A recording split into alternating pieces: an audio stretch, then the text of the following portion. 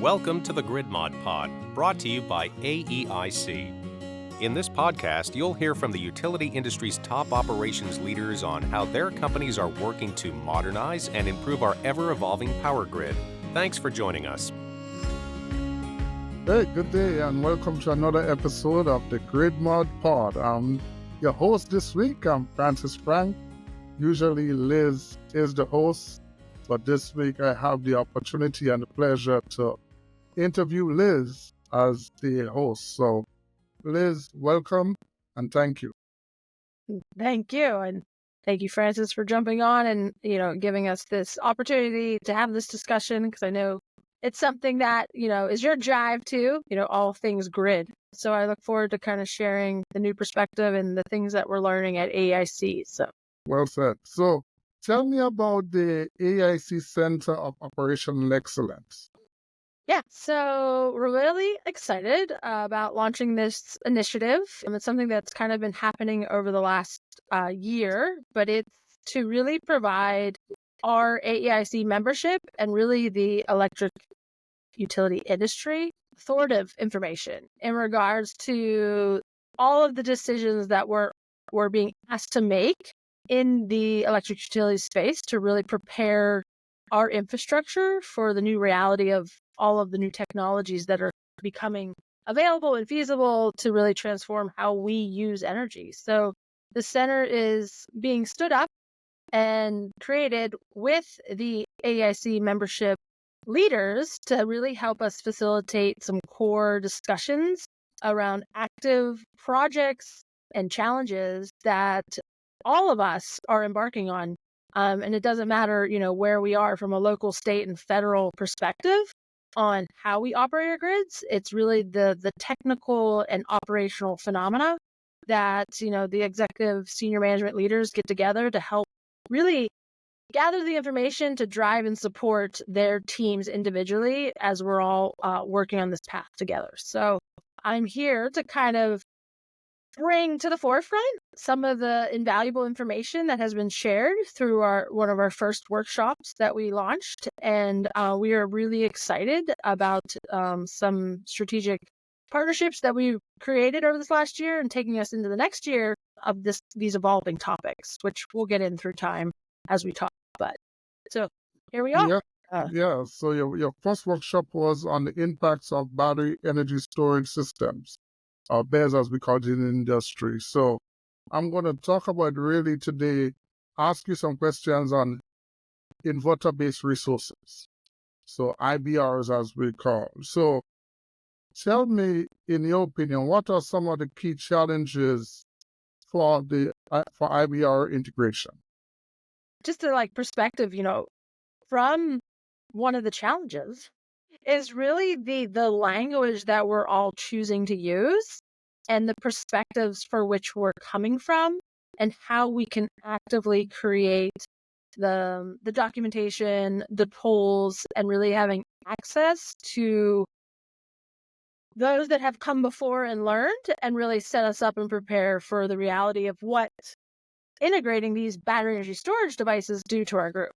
And so one thing that happened from that workshop was the realization that battery energy storage is, if looked at and being embraced by utility on the transmission side, it was called an inverter-based resource, as are solar and or wind kind of fundamentals.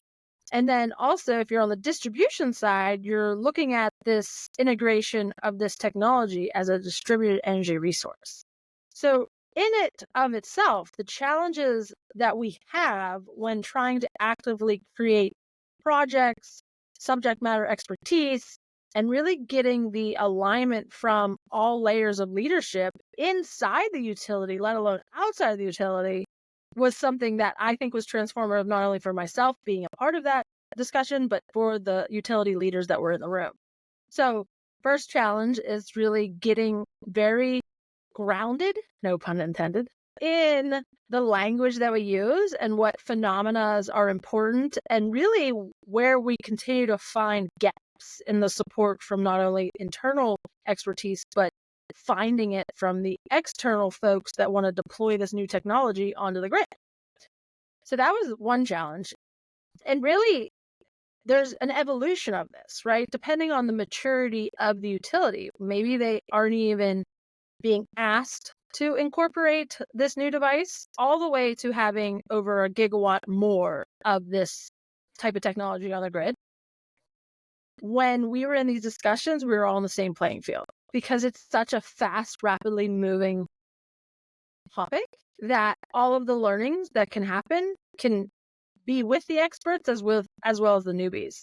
So getting really grounded around how many challenges there are, and then being able to focus your efforts or at least assign your resources was a challenge. So to sum it up, identifying who, aka the people, the resources, the teams that adequately need to be stood up and engaged and informed, and then really then the how of how to execute from the moment of conception of like, we need this, or let's learn about this, however it may come to the plate of the person chosen to execute the project, all the way into determining the rating, the sizing, the standardization, the requirements, your procurement language, your agreements, your power purchase agreements, into executing the project, to maintaining and then operating the device. So the whole area came into focus as we talked for 2 days. So what I found as a challenge is, again, getting really strong around the language and then identifying the resources that are required to really help support this integration. Yeah. So stability of the grid is key, as you know. So these inverter-based resources, some of the people who oppose it or have a misunderstanding of these inverter-based resources, they question the stability of the grid. So how will these inverter-based resources help stabilize the grid, or what are the impacts when it comes to grid stability? So again, that's a whole dissertation of information. However, what I want to share is, I think it's, again, the language that we choose to use in regards to what these devices can and cannot do. So understanding the reality that anything new will require champions of change. So getting into the nitty-gritty of true operations of the large transmission bulk grid all the way down to the distribution edge grid. There is phenomena that must be understood.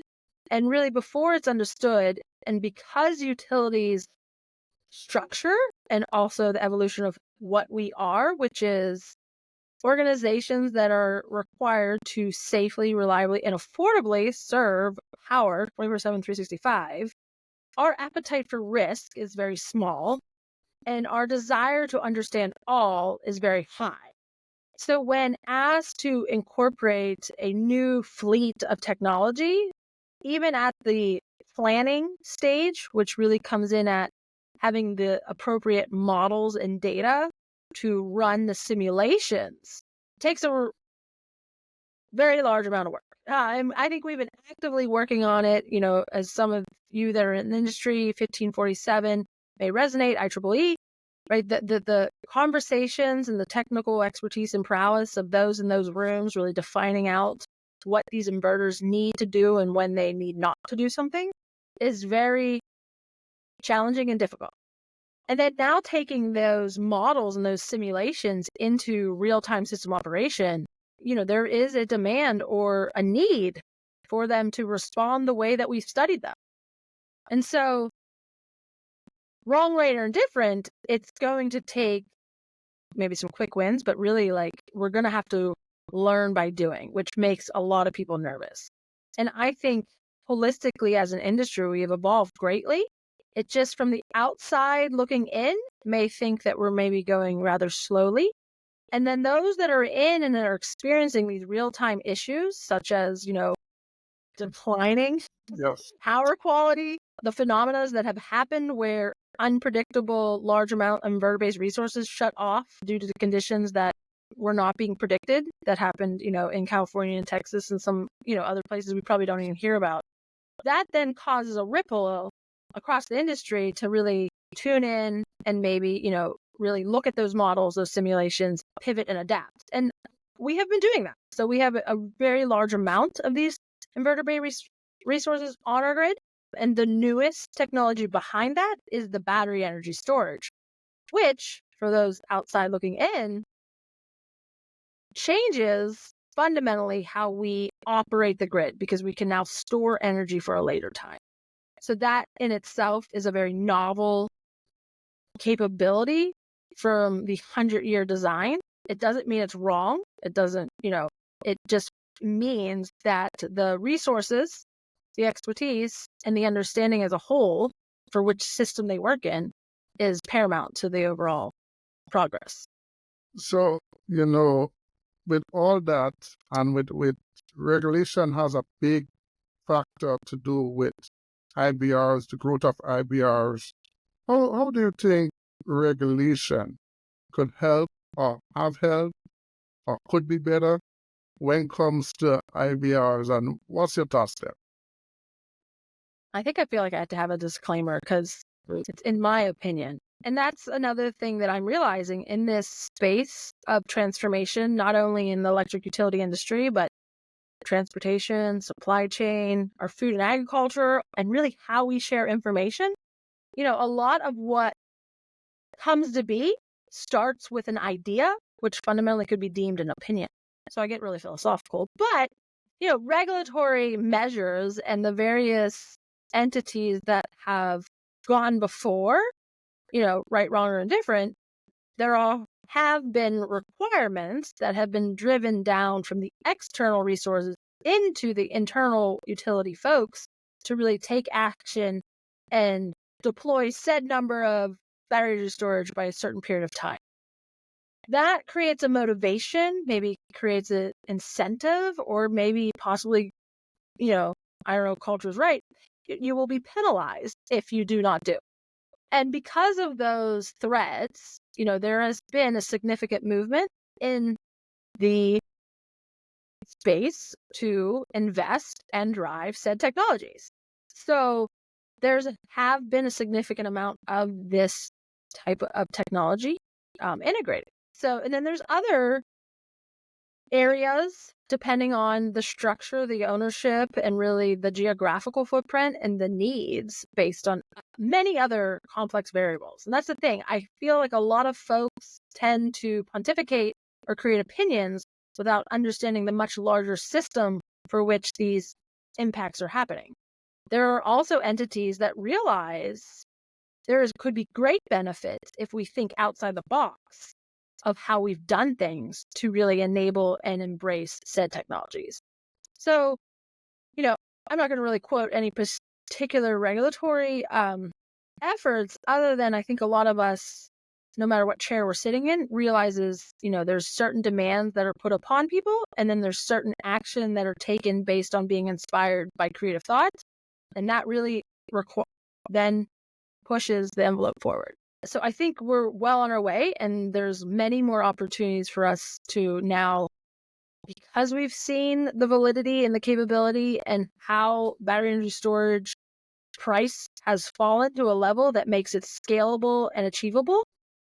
And then also the amount of investment and focus not in the chemistry of the battery is exponentially growing. So it's not as if we have the one size fits all solution with the particular element that is exponentially being used.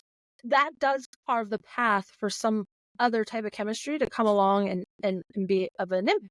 And so those of us that are in charge of that change should have that full spectrum of thought and take all of the wins, take all of the lessons learned, and really continue to progress this new way of deploying our energy resources, because we need to have the full fleet. We can't just be leaning on one set of technologies. Yeah, that's a good answer. So do you think I have some things to say, Francis? Yeah, definitely. I like your opinions. So when it comes to design, it's different how you're going to design a system with inverter-based resources versus a system without. Now, I know when it comes to planning, that's your forte. So tell me the difference in the design and what we could do better from that angle. Right. So I think this is where the rubber meets the road. You have your planners and your creative thought and the ones with the big ideas or the ones that can validate, this is why we must do. And then after that comes really like those that understand the impacts and understand the full fleet of what this particular device, such as battery energy storage, must do under a slew of scenarios. So that's where you get into leaning into the industry that has developed and created the language to help support the design and then ultimately the reality of what it must do and not do. And so that becomes a bucket of engineers that have a full span, and maybe not even there's a one particular engineer knows it all, because I think there's a learning curve, but from the sizing, from the response time for how to ground the devices, to develop the relays and the controls to ensure that the device itself is protected, as well as the grid is and the public safety is protected, into the integration of the battery storage of itself.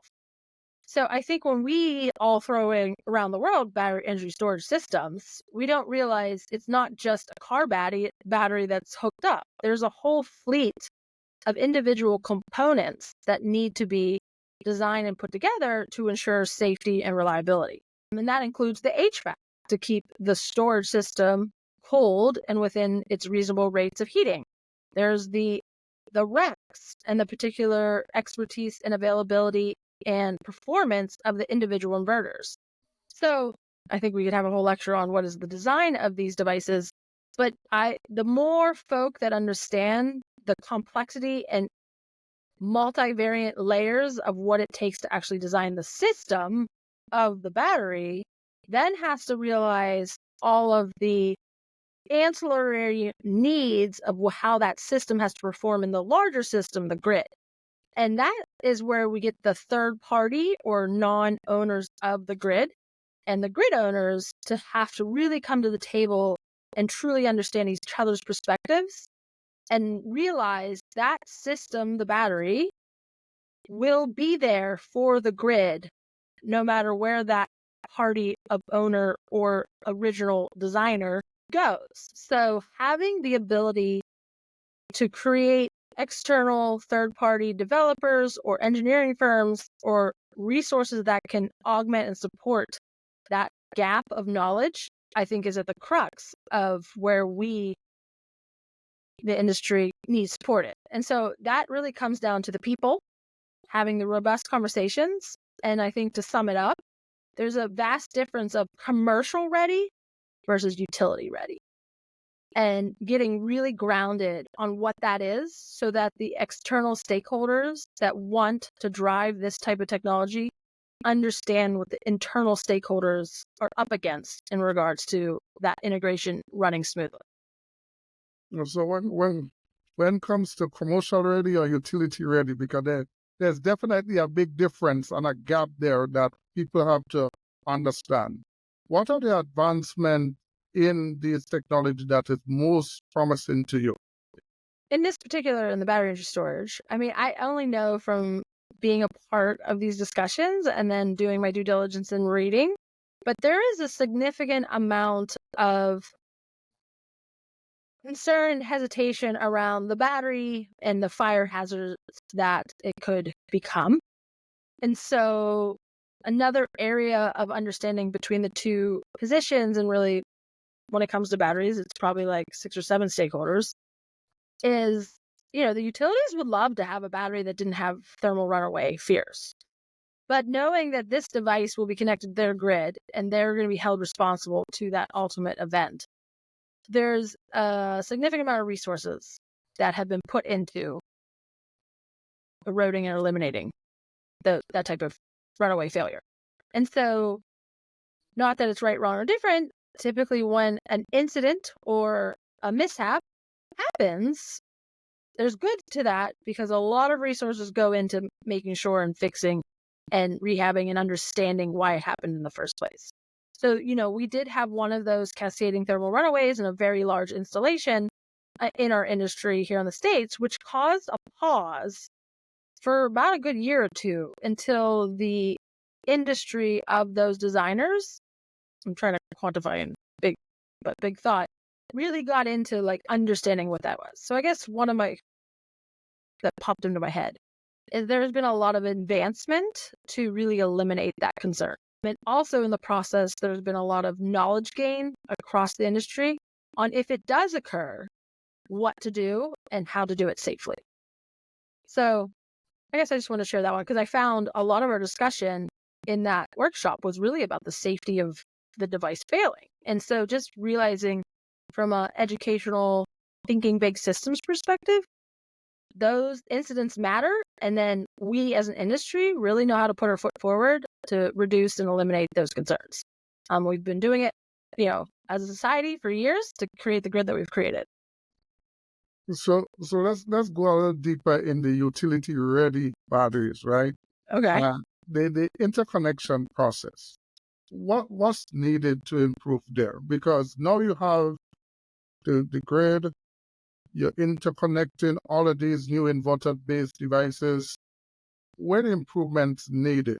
Where the guide, not just planning, asset management, senior leadership, where that whole process, that interconnection process, where do you think the changes needs to be? Well, you kind of led into our second workshop. So one big topic and phenomena, especially with everything happening with our large customer requests, such as data centers, not to time this episode, we're all looking at the queue, which is the generation queue that's across our nation right now, to keep it specific. And there's a very large amount of generation sitting in the queues waiting to be studied, let alone waiting to be given the approval to build. So is that the question you're asking? Like, what can we do about fixing that queue? I mean, I don't know if I have this answer, Francis, but I can provide maybe a little bit of insight, and it will be taken for the conversation is happening everywhere, and so I don't know the true answer, but I think I'll just share some insight of what happens when a particular generator identifies real estate. I mean, that's really where it begins because of how we've created the structure, the data sharing, and the awareness of what is and isn't, because we've tied our grids together to be like three of the largest machines in the world. You've got your Eastern, Western, and you have ERCOT, which is within the state of Texas. And within those grids, you have RTO ISOs, and I'm just speaking of the transmission, but we can jump to the distribution if you like. They are asked, to oversee the overall planning and operation in the markets of these grids based on the Energy Policy Act of 2005, which put an entity called FERC kind of oversee the compliance and standards and regulations of the transmission grid. And within the planning realm is processes that are a little bit different across the RTO ISOs. But what's happening across all of them is a developer wants to connect to the transmission grid to facilitate the electrons to be sold in a market. There's 3 stages of studies. The first stage is a feasibility, where you're taking the transmission grid that's modeled within the particular space and you're running a load flow analysis. So if we let this generator, for its certain set of parameters that each generator has, and a battery is deemed that in this queue, will there be any infrastructure upgrades required to enable that increase in generation at that node in the model? After that's completed, if there could be infrastructure projects that cause a large amount. So then that causes, it's really complex, but that causes a lot of discussions to happen. Is this commercially viable project still in existence? If it passes, it goes to a next level of study, which is system impact, which is ultimately not only looking at your flows, but actually your stability, which is maintaining your 60 hertz frequency stability across the power flow transmission grid. So one thing about wind and then it was solar, and now battery, is these devices are intermittent, and the ramp rate is very dynamically different than the base generation that we've been known to understand, which is our coal, gas, nuclear, to name a few, fleet, hydro.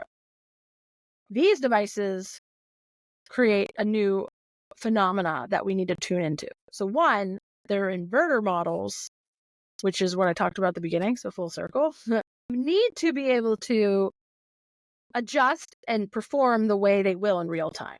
And so figuring out that gray area of what's real and what's being connected is an area that causes, length in studies. Because the stability is a time frame. You're now adding time and then rotating mass and inertia into your overall solution. And then, not to belabor this, you have a third stop where you get into your facilities. So again, the models of those inverter-based resources become really important. And facilities is going all the way into what is the interaction to the overall devices, such as transformers and breakers and ground grids within the substations, and what are the appropriate sizing of the equipment needed for said interconnection. So as you can tell, that requires, an engineer to gather the data, connect the data, determine the accuracy and validity of the data, and then to be able to have the roadmap and the guidelines to run those studies to give the green flag of the generation. And what's happened is, because the technology, all of this new technology, has become available due to economic reasons, there's an enormous amount of developers that want to connect to the grid. So do I have the answer of how we unlock the grid? I think that's a whole other podcast, and maybe it's a hook to bring you all back for our next conversation. But the key to our conversations about IBR is really getting confident around the models and the language that we use together to make sure what we're representing in simulation will ultimately respond in real time in a safe, reliable way. And there's the complexity. Did I do it well? Sure. Definitely. So I follow, but to the layman, it might sound complex as you described it. So just share us one success story we have a layman out there listening to this interesting podcast. Give us a success story from your experience with IBR. Well, I guess I'll share a success story, which is another hook to listen to another podcast that will be out.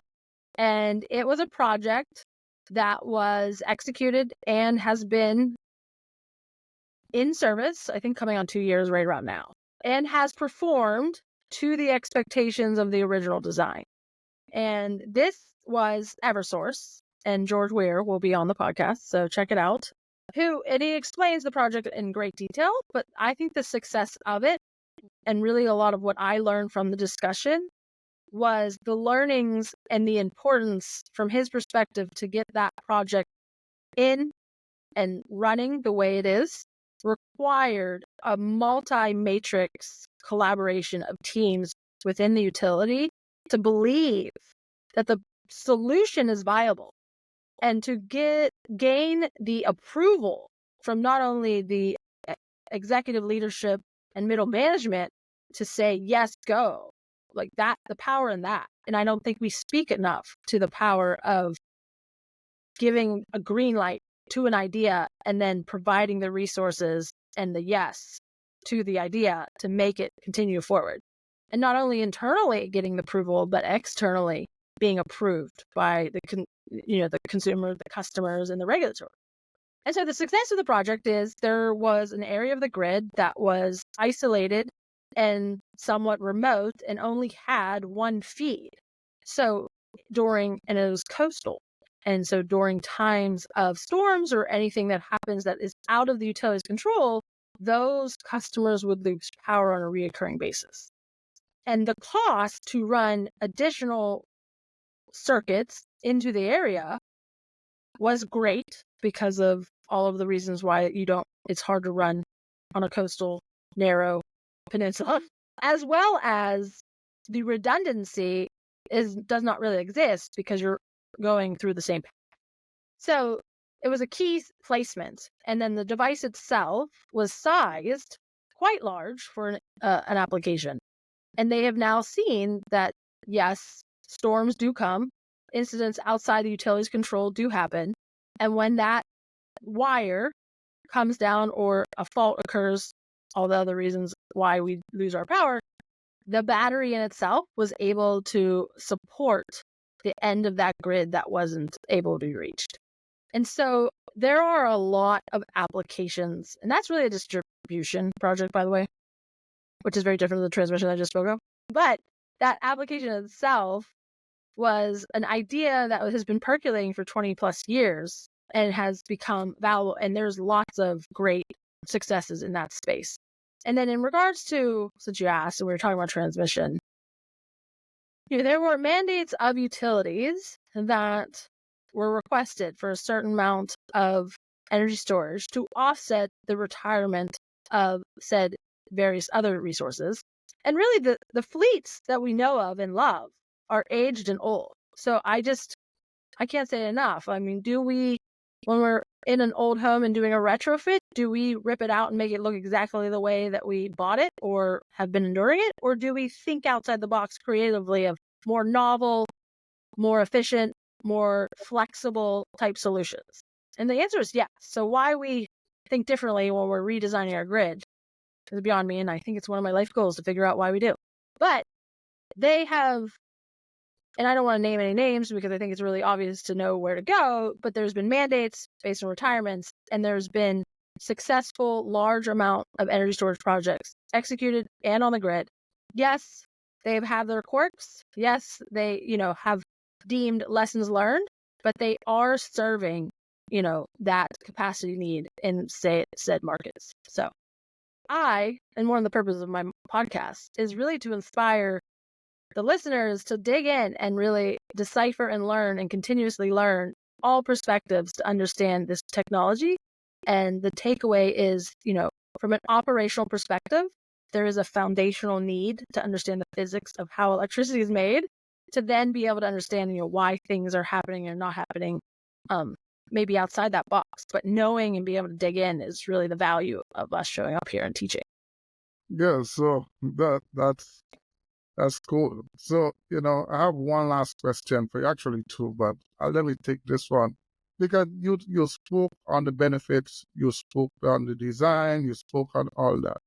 But let me put on the customer hat here.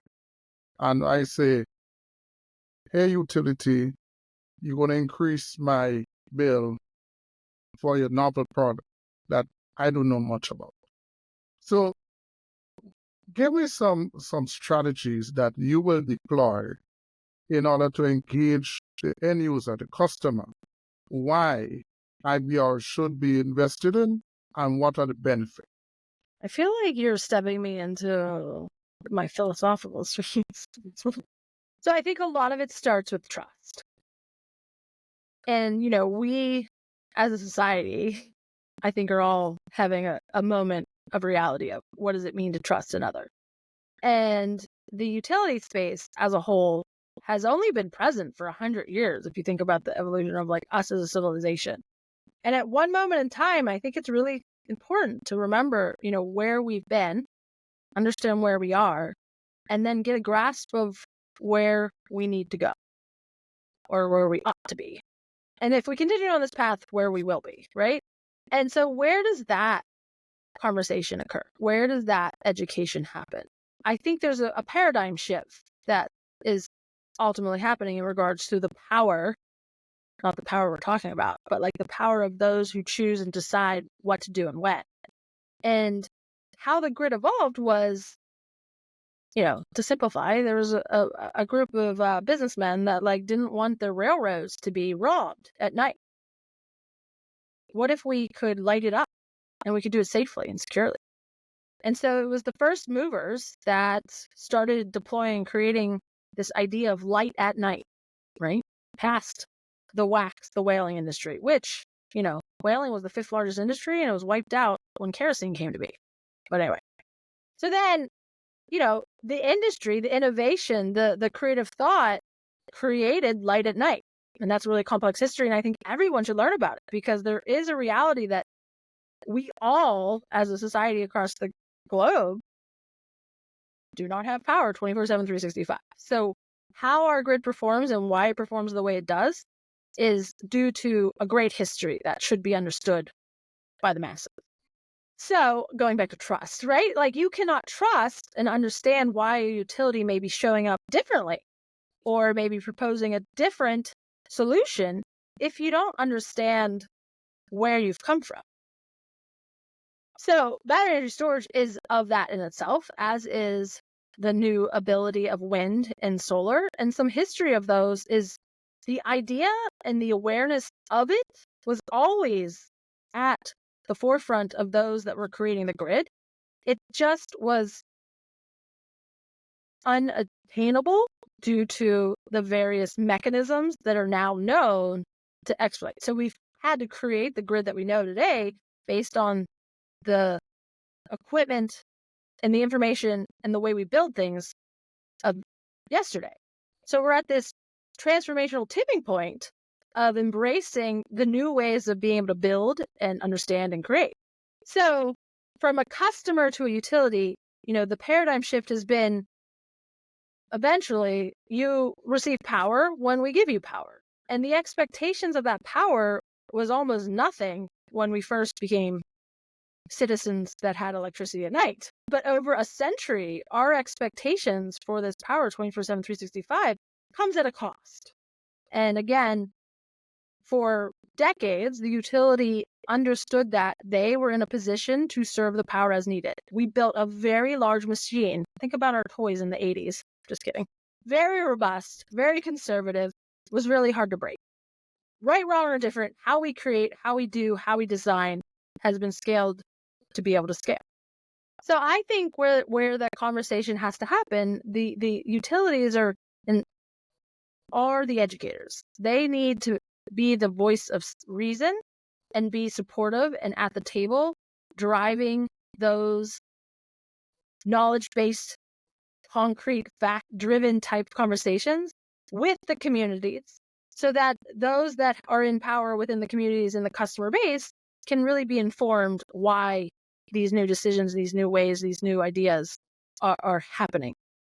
And as you and I both know, and I think we both came into it, you can be the most technically sound and smartest person in a room from understanding how the technology all connects. But to be able to change minds, to be able to create communication, to develop change management plans across one's own company, let alone a society, is hard. And so I think, that's why I show up. And I think that's why you also welcomed my pitch to come here is the power of sharing the word of knowledge in regards to the subject that people are concerned of. And we just so happen to be those that kind of hold this information from how we get our power 24/7, 365. So to answer your question full circle, is the trust happens when the conversations begin.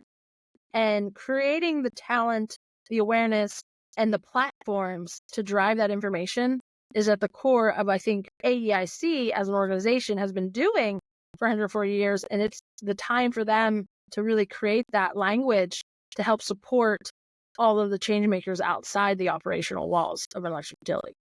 So much more to come. Well said. Well said. So Liz, I thank you for coming on today. I know it's in a different role, opposite role, but your wealth of knowledge is always welcome by myself, and I know that the listening public as well. So before we close, do you have any closing remarks or so? No, I guess what I say again, thank you. It's really those that continue to show up and help drive the message, and then also the teachers out there that are able to realize the power they hold when they are mentoring and coaching and sharing information. It is incredibly valuable, I think, to many. And then also to my listeners that continue to show up, I greatly appreciate it. And I want you to know that we're going to have a continuous series of kind of the discussions that are occurring at the Operational Center for Excellence, and hopefully plant some seeds of knowledge and wisdom that you can take and really drive with your own initiative, knowing the full system for which we're all working in. So thanks again, Francis. Thank you. Thank you. So folks, this is up, and thank you once again. See you next time. Bye. Bye. That's a wrap for this week's episode of the Grid Mod Pod. Thanks for tuning in. We hope today's conversation got you thinking about new and creative ways to improve our power grid. Be sure to subscribe to our YouTube channel to be the first to hear new episodes. This podcast is brought to you by AEIC, the place where operations leaders come together to share knowledge and provide guidance to the electric utility industry. We'll be back with a new episode soon. Until then, keep powering on.